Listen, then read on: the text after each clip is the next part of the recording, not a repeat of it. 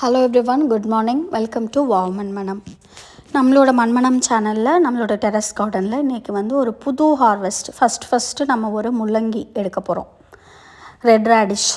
So இது ஓரளவுக்கு ready ஆகிடுச்சுன்னு நினைக்கிறேன். பட் ஃபஸ்ட்டு தான் நிறைய மிஸ்டேக்ஸ் பண்ணியாச்சு இந்த முள்ளங்கியில், எனக்கு தெரியும்.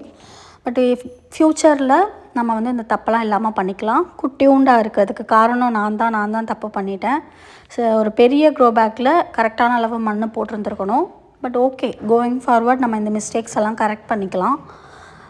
இன்னொன்றும் ரெடியாக இருக்கும்னு நினைக்கிறேன்.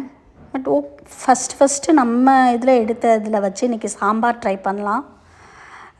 எக்ஸைட்டடாக இருக்குது. ஸோ இதுக்கப்புறம் நான் முள்ளங்கி விதை போட்டிருக்கேன். ஸோ அது நம்ம கரெக்டாக மண்ணெல்லாம் போட்டு பண்ணலாம்.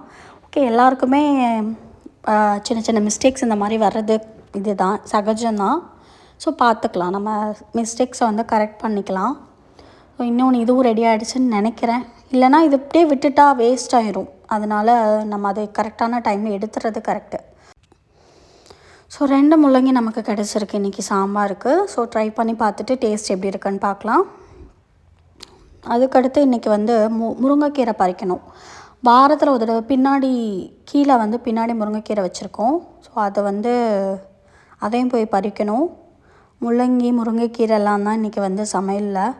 ஸோ இது கொஞ்சம் பின்னாடி மேலே இருக்குது. ஸோ இதெல்லாம் கொஞ்சம் கட் பண்ணி விட்டால் தான் கீழே கொஞ்சம் கிளைகள் வரும். வாரத்தில் ஒரு தடவை கிடைக்குது. Happy gardening. தேங்க்யூ.